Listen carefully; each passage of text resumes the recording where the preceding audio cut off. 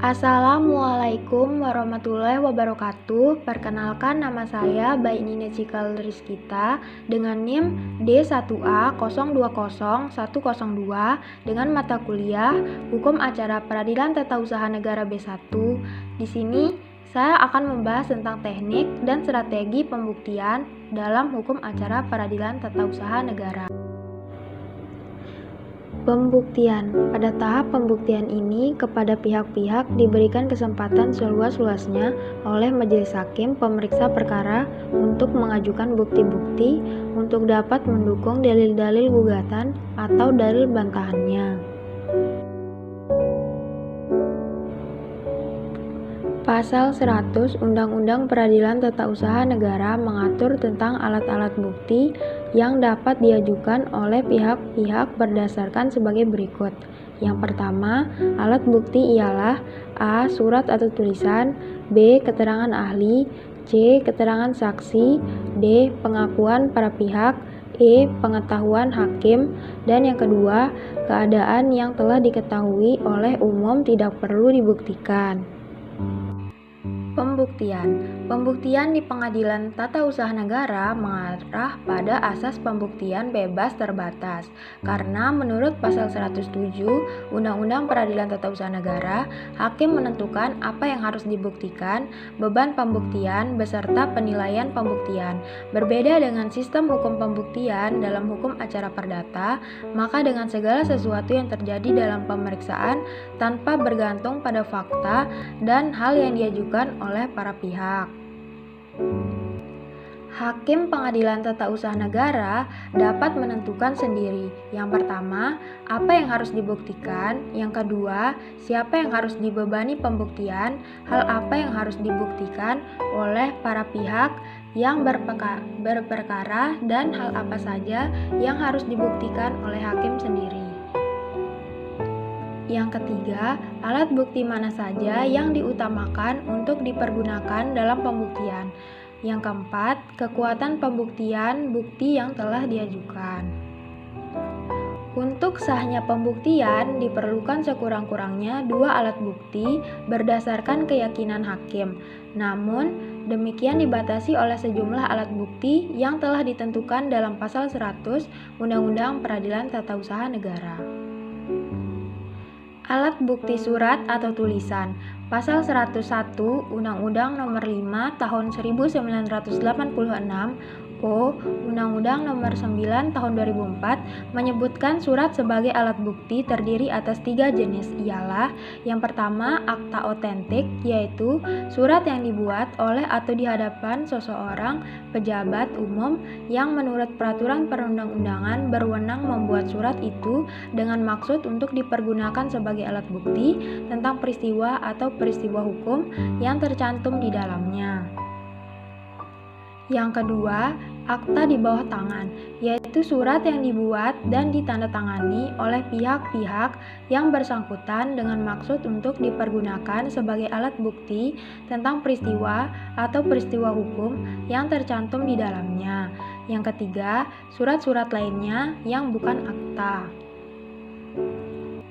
Sesuai dengan sifat hakim tata usaha negara yang aktif dan dengan mendasarkan pada ketentuan pasal 85 Undang-Undang Peradilan Tata Usaha Negara, hakim dapat secara aktif mencari bukti-bukti tertulis yang ada di tangan pejabat tata usaha negara. Yang pertama, untuk kepentingan pemeriksaan dan apabila hakim ketua sidang memandang perlu dapat memerintahkan pemeriksaan terhadap surat yang dipegang oleh pejabat tata usaha negara atau pejabat lain yang menyimpan surat atau meminta penjelasan dan keterangan tentang sesuatu yang bersangkutan dengan sengketa.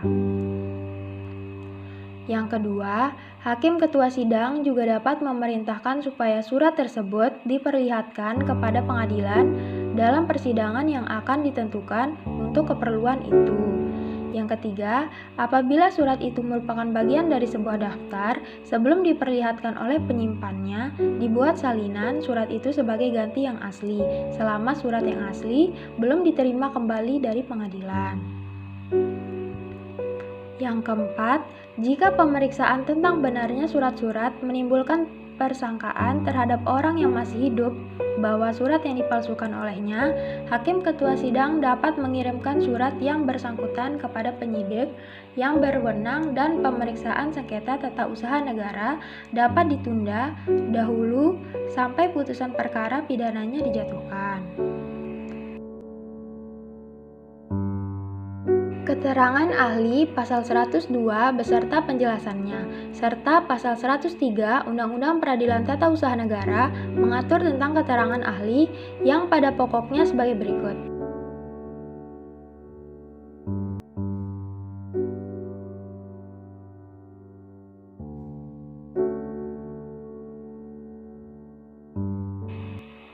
Keterangan saksi pasal 86 Undang-Undang Peradilan Tata Usaha Negara pada pokoknya mengatur sebagai berikut. A. Atas permintaan salah satu pihak atau karena jabatannya, Hakim Ketua Sidang dapat memerintahkan seorang saksi untuk didengar dalam persidangan. B. Apabila saksi tidak datang tanpa alasan yang dapat dipertanggungjawabkan meskipun telah dipanggil dengan patut dan hakim cukup mempunyai alasan untuk menyangka bahwa saksi sengaja tidak datang, Hakim Ketua Sidang dapat memberi perintah supaya saksi dibawa oleh polisi ke persidangan. C. Seorang saksi yang tidak bertempat tinggal di daerah hukum pengadilan yang bersangkutan tidak diwajibkan datang di pengadilan tersebut, tetapi pemeriksaan saksi itu dapat diserahkan kepada pengadilan yang daerah hukumnya meliputi tempat kediaman saksi. Orang yang tidak boleh didengar sebagai saksi menurut pasal 88 Undang-Undang Peradilan Tata Usaha Negara, yaitu A. Keluarga, saudara, atau semenda menurut garis keturunan lurus ke atas atau ke bawah sampai derajat kedua dari salah satu pihak yang bersengketa. B. Istri atau suami salah seorang pihak yang bersengketa meskipun sudah bercerai. C.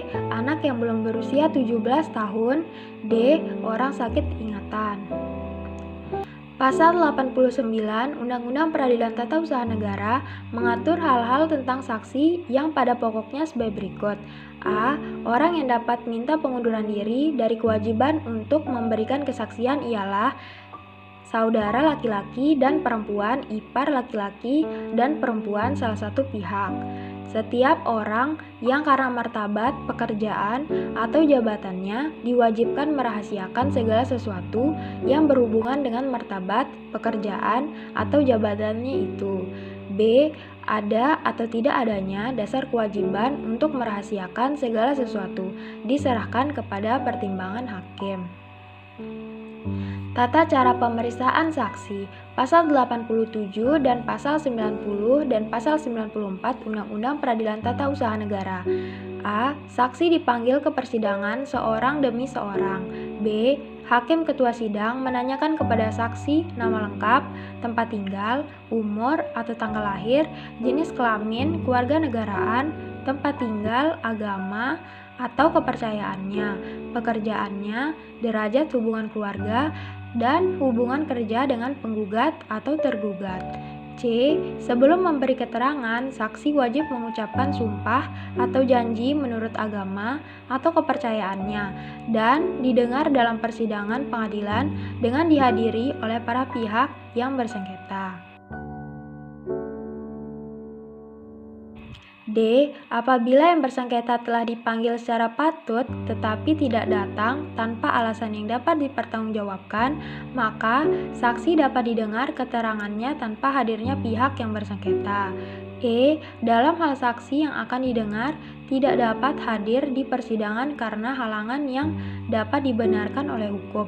Hakim dibantu oleh panitera datang di tempat kediaman saksi untuk mengambil sumpah atau janjinya dan mendengar saksi tersebut. F. Pertanyaan yang diajukan kepada saksi oleh salah satu pihak disampaikan melalui Hakim Ketua Sidang. G. Apabila pertanyaan tersebut menurut pertimbangan Hakim Ketua Sidang tidak ada kaitannya dengan sengketa, pertanyaan itu ditolak. Pengaturan saksi lain. Yang pertama, Pasal 91 Undang-Undang Peradilan Tata Usaha Negara mengatur apabila saksi tidak paham bahasa Indonesia. Yang kedua, Pasal 92 Undang-Undang Peradilan Tata Usaha Negara mengatur apabila saksi bisu, tuli, atau tidak dapat menulis. Yang ketiga, Pasal 93 Undang-Undang Peradilan Tata Usaha Negara mengatur bahwa pejabat yang dipanggil sebagai saksi wajib datang sendiri di persidangan. Yang keempat, Pasal 104 Undang-Undang Peradilan Tata Usaha Negara mengatur bahwa keterangan saksi dianggap sebagai alat bukti apabila keterangan itu berkenaan dengan hal yang dialami, dilihat, atau didengar oleh saksi sendiri. Alat bukti lain, pengakuan. Pasal 105 Undang-Undang Nomor 5 Tahun 1986 Undang-Undang Nomor 9 Tahun 2004 menyatakan pengakuan para pihak tidak dapat ditarik kembali kecuali berdasarkan alasan yang kuat dapat diterima oleh hakim. Pengetahuan hakim. Pasal 106 Undang-Undang Peradilan Tata Usaha Negara mengatur bahwa pengetahuan hakim adalah hal yang olehnya diketahui dan diyakini kebenarannya. Kesimpulan, Pasal 97 Ayat 1 Undang-Undang Peradilan Tata Usaha Negara mengatur bahwa dalam hal pemeriksaan sengketa sudah diselesaikan. Kedua belah pihak diberi kesempatan untuk mengemukakan pendapat yang terakhir berupa kesimpulan masing-masing. Kesimpulan merupakan hak para pihak, sehingga akan digunakan atau tidak digunakan merupakan hak para pihak. Mengenai bentuk serta isinya tidak ditentukan dalam Undang-Undang Peradilan Tata Usaha Negara. Dalam praktik, kesimpulan berisi pokok-pokok dalil para pihak dihubungkan dengan pembuktian yang mendukung dalil para pihak, dan sebaliknya menyanggah dalil pihak lawan dihubungkan dengan alat bukti pihak lawan yang tidak dapat mendukung dalil-dalil pihak lawan tersebut. Sekian dari saya, kurang lebihnya mohon maaf. Terima kasih.